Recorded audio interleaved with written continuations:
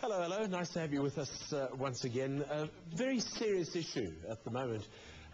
There's news out that 62% of the farms in America are drought-stricken at this stage, bearing in mind that about 40% of their produce, and I'm talking here specifically about maize and soybeans, is exported to places like Africa. Where does this leave us as Africans from a food security point of view? Omri Van Zyl is leader of the agribusiness unit at Deloitte. He's with us in the studio this evening. And joining us from our bureau in Cape Town is Gareth Lloyd-Jones, who's the MD of EcoWise. Gareth, let's start with you. Are you guys concerned about these facts? I'm sure you must be. No, absolutely. I think it indicates a significantly serious situation, not only opposite the consumer in the short to medium term, but I think in terms of how we manage our food supply chain in Africa and in South Africa going forward from a food security point of view. Omri, my understanding of this, though, is twofold.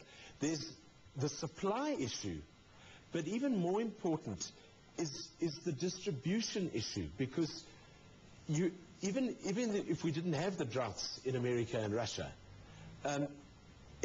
they can grow as much as they want to. It's actually getting it to where it's needed that is also one of the major issues here. Yes, that's right, Jeremy. A lot of people they see a bread on their table, but they don't really value the origins of that specific loaf of bread. The reality is, the whole supply chain is under pressure at the moment in the States. I mean, prices have risen just on maize by 50%. Soybeans normally follow the trend, and they're sitting at about 25% up.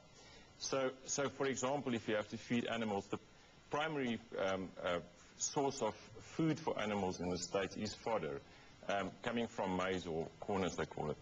And that is also under pressure. So they've dived into their stockpiles, and the net effect of that is that the supply and demand curve for maize is out. That drives prices up, and it puts all the exporting countries, or the countries that they export the maize to, under a lot of pressure.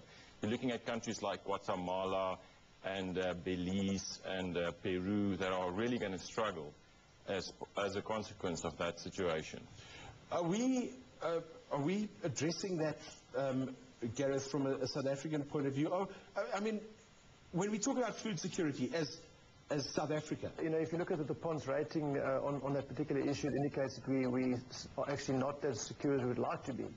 From my perspective, one of the key issues that I believe government needs to address is to look at our agricultural sector and understand that that sector actually represents the future of our country and our economy, as opposed to being the past. There's well-documented research and evidence of how developed nations have actually built their economies on the back of a well-developed agricultural sector that provides and fuels the economy, excuse the pun, but it fuels the economy into the industrialized situation. If one looks at the current situation in Africa and in South Africa, there are large gaps in how that agricultural sector actually supports itself. Not only from a food security point of view, but from an environmental sustainability point of view and from a rural development point of view. And all of these questions need to be answered and can be answered in the wake of the situation we find ourselves in terms of a well-thought-out and well-structured multi-party, multi-stakeholder development program aimed at providing our continent with a secure and relevant food supply, or food security, as we would put it, going forward into the future. Okay, I'm going to then play the part of the I'm allowed to do that because it's my show. I can do what I want to, you see. So I'm going to now appoint both of you, and Omri, I want your answer first, and then Gareth, I'll come to you. Because you're in Cape Town, we'll give you a bit more time to think your way through this one. But thanks. I'm going to throw this at you. Here's the scenario. I have now made you the head of the SADC Agricultural Ministry, which I've just started. Its job is to look at and develop agriculture through the SADC countries and develop that. What would your single most important thing be that you would institute in the SADC region to ensure that there is food security for the region? I think it's very important as the head of this unit. Yes, oh, you see, he's already buying into this. I like it. Thank you, thank you. Yeah. As the head of this unit, I would institute a body that would form a kind of a hub, right? The issue is that in Africa, the investment opportunities and the investors are not always connected to each other. And a lot of these investors don't understand the realities of farming in Africa. So I would create a hub that would function as a conduit for governments, private sector, private equity investors, farmers, and this hub will be based on a commercial model that needs to drive policy in countries, needs to drive land acquisitions, needs to facilitate big transactions to ensure that land is properly developed and cultivated and that food security is measured, because nobody in Africa and Southern Africa really measures where we are on the scale, that it's properly measured, and that measures or different interventions are implemented to curb the risk of running into a hunger situation or a situation where food security becomes a crisis. Okay. Spoken like a true politician, because you will notice the first thing Omri suggested is, as a politician, he would start a committee. That's what they all do. It's the first thing they do. Now, Gareth, what would you do in that position? Well, obviously there would need to be some sort of committee structure, to support that notion. But I think what is fundamentally going to be key is to decide on what is it that we actually want as a continent. One of the sort of temptations is to say, well, what can this continent be good at? And then let's exploit that and then turn it into a global commodity and push it into the market from an exporting point of view. And creating jobs and creating economically sustainable sort of product and work and whatnot for the various parties involved. But I think the very first thing that I would tend to do would be to look at your rural areas, and I believe that the small farmer in those rural areas is actually the answer. And we need to address how we're going to incorporate those small farmers and move them from a subsistence level into a semi-commercialized level that provide the sort of food and the security of that food into a supply chain, into a quasi-industrialized setup that provides food for the continent first. Once we get that right, once we've secured food for the continent, then we should look at obviously the more industrial measures. But I believe that if we tackle it from a small farmer upwards, we will have a much more sustainable situation going into the future of the continent. It's interesting that you raise that particular issue with small farmers, because the last show we were doing was on franchising, and one of the things that came up in that was the opportunity, future franchise opportunities in South Africa, and this was exactly one of those opportunities, was agriculture, where you get a franchisor who buys in the seed, for example, and the insecticides, and he has franchisees who are growing what he is wanting to reap and sell. So it's interesting that this has come up in this conversation as well. I suppose you would agree with Gareth on the small farmer option here. Yes, I would. I just would like to add that in Africa, and we consult fairly widely in Africa, it is skills is a big issue. So what typically works in other African countries and in South Africa to an extent as well is an outgrower scheme, where that outgrower basically forms the center pivot, if I can use the agricultural. What is an outgrower now? You have a nucleus farmer and a lot of smallholder farmers around him. Okay.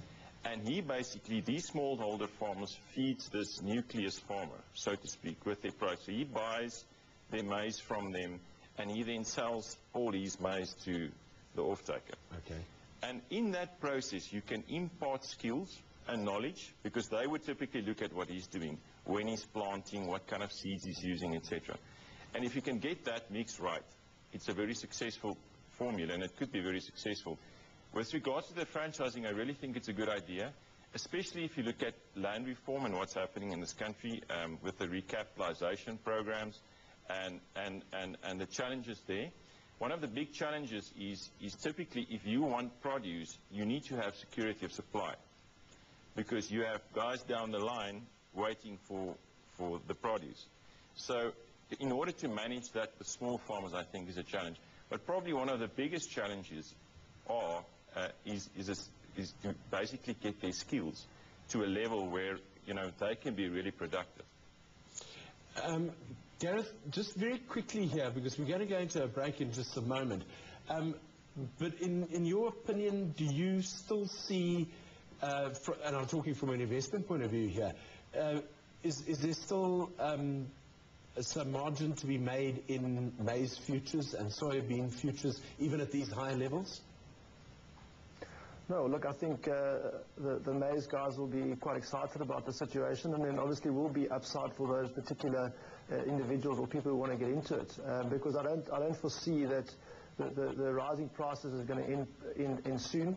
I think the cycle is going to need to work its way out, you know, over probably a period of 18 months to 2 years, and I don't foresee that price is going to dramatically drop during that particular time frame. So yes, there would obviously be upside as that demand, you know, drives the price, you know, up going forward, because human consumption is only going to increase. Food production still only needs to increase, and I think, you know, if you look at those factors and if you look at those trends, it would indicate that grain price is not going to, you know, come down. You know, more than likely going to go up going forward. Okay.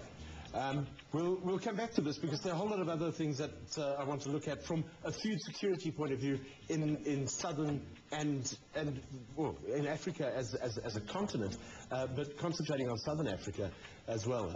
Our guests will be with us in just a moment. Make sure you're back with us then as well.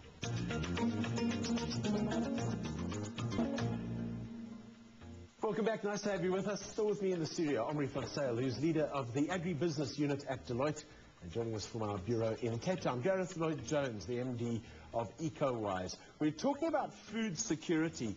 Gareth, let me just come back to you. Surely it's simple. You look at a country, let's take South Africa, and we say, how much maize do we need?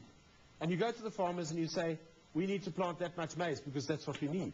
Surely it's that simple? Well, look, I mean, it isn't that simple in the sense that there's a lot of pressure on governments not to hoard their maize and to release it into the open market and then let everyone purchase it at the prevailing maize price that exists. So it's not a question of just holding on to everything and saying let's use it for our own needs and keep the price as it is. And it is a delicate balance between how much do we keep and how much do we release into the, you know, or are we obliged to release into the open market for, you know, for purchase. Omri, I'm still not seeing this. Am I just being too autocratic here and looking after my little world? Yes, Jeremy, you've clearly not consulted in agriculture for very long. Right, fine. Okay. No, there's a lot of social dynamics as well that one needs to consider when one works in the industry. But I think that, you know, the basic principle is if you look after your farmers, they'll look after you. And that's why countries like Zambia, they've opened the gates, and guys are coming in there, and you can see the difference in their agricultural outputs, and it's remarkable. The same with countries like Mozambique, because in South Africa we've got the skills. So what guys are doing is they're saying, and in Zimbabwe the skills were there. A lot of those farmers have gone up to Zambia, but they're saying, come in. The gates are open. Come and farm for us. There are a fair amount of countries in Africa that are opening their arms to farmers who have the skills. I mean, I'd say it without prejudice. I think some of the most skilled farmers in Africa were, because of the nature of how they had to exist, were the Zimbabwean farmers who have spread out through, as you say, Zambia, Tanzania, DRC. They're all over Africa, and they're growing huge amounts of crops. And I suppose it does come back to what you were talking about originally, is that skill and passing on the skills. You see, Jeremy, I think that the only way to really make it sustainable, otherwise it would have been already, because, you know, agriculture was part of the history of this continent for a long time. But the only way to ramp it up, like we should be able to, and to alleviate poverty at the levels that we need on this continent, is to do it on a commercial basis. I firmly believe that. Because if you don't do that on a commercial basis, people don't get challenged to evolve themselves in that specific area. And I think as a continent, that's probably one of our biggest challenges, is actually to get us to that point. Gareth, just to, as an aside here, I do some work for an NGO called Stop Hunger Now. And one of the things that has always struck me is the lack of vegetable gardens in your rural areas. It doesn't seem to be part of a culture that we have, and I'm talking specifically about South Africa now, because I have seen that culture in other Southern African countries when I've traveled through them. Well, I think what we've got to seriously safeguard ourselves from is doing like a jump over the sort of natural course of your revolutions of your economic development cycle. So I think what's key is that people do need to go through a proper agrarian revolution, and I'm not sure that's has actually happened effectively, creating that culture across the continent and in South Africa. So I think the emphasis on skills, as we've been mentioned previously, and the emphasis on what do we actually require as a country and how we're going to get there from an agricultural sector point of view, I think really needs to be addressed at the lowest possible level in our country and in our continent. Omri, in your opinion, is government doing enough about this? Is there enough urgency being channeled into this? Because it could potentially become a flashpoint which, from a government point of view, could topple a government. I mean, food rights have done that in the past, in history. I've seen some activity in government. I do some work for the Department of Rural Development and Land Reform and for the Department of Agriculture, minimal work. But there was a zero hunger initiative that has come up that the government is trying to drive and push through. So the challenge as well is a lot of this has to happen at municipal level. And the municipalities are experiencing some severe constraints at the moment in executing on their mandates. And I think that creates a lot of ripple effects in communities. So if you're talking about zero hunger, you're talking about supply of water, you're talking about upping skills, creating some small business enterprises. And it was very interesting. A friend of mine lives in Kimberley in a township, and I went to visit him 2 months ago. And he has a tap, he has water, but there's no vegetable garden. He doesn't really know how to plant a vegetable garden. So I explained to him how to do it, and he started doing it now. And there's so much positive that can come out of that. If you just think that the nutrients and the vitamins they get from the fresh produce and, all of that. At the moment, they eat starch, a lot of starch. So they don't get all the other stuff in, and their kids don't get it in. So, but again, it needs to be a focused and concerted effort. You have to actually execute on a plan at a rural level to actually make that happen. Wait, okay, Gareth, do you think we'll ever get this right? Well, I think if you look at other industries, I think you'll see that we actually as a country can get it right. And I refer to an industry like, for example, the motor industry, where there was a plan of action called the Motor Industry Development Plan, where they literally identified all the relevant links within that supply chain. They created a whole infrastructure from component parts all the way through to the end product that was manufactured in this country. It created jobs, it created communities, it created a whole host of other sort of ancillary stuff that took place. And to a point where we became an exporter of our motor vehicles. And I think that is the kind of approach that's required to focus at the segmented segments of the agriculture, be it the protein sector or be it the fruit sector, and say, let's understand the links within that supply chain. Let's understand the commercial viability of it, the environmental sustainability of those links. Let's develop those links from the grassroots, the ground up, from the rural up, include those people into that structure, and create a sustainable secure food supply chain going forward. I mean, and we've done it before, and I believe we can do it. But it really does take a change. It's going to need to take a mindset shift away from the political agenda back to the economic agenda in terms of what's right for this continent, this country. Omri, you raised Zambia as an example. Are the SADC countries or the African countries looking at this problem or possible problem holistically, or is there no marriage of conversation here around it? It's interesting that you asked that question, Jeremy. I was, about a month ago, I attended a strategy session that NEPAD had, where commercial agriculture, some representatives of countries, every country that belongs to NEPAD, a lot of these countries come up with an investment plan now in agriculture. So there is a bit of coordination with regards to the planning, and I think one of the big challenges in the continent is executing on these plans, because there are plans, but they're not being executed well. And then also to make sure when you execute these plans, to do it in a economically and environmentally sustainable manner, I think is also a challenge. So there are initiatives, but I don't think there's enough money and expertise that sits behind them to actually make a big impact. Gareth, I'll throw this at you. You both seem to be painting a little bit of a bleak picture here, to be honest. Are you looking at it from a bleak point of view?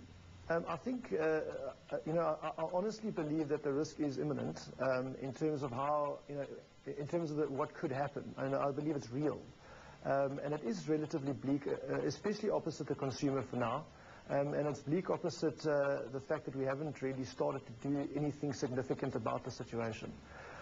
Again, in terms of execution, I think one does need to, go back to the old cliche of private sector, public sector partnerships, because funding is obviously the issue, investment is the issue, but then those commercial private sector entities that are going to start funding need to get some sort of ROI on the funding that they give. So there needs to be a give and a take in terms of how does one stimulate those industries and make it viable for them to operate in the economy, but at the same time get them to invest and to help execute in terms of the grassroots development that needs to take place.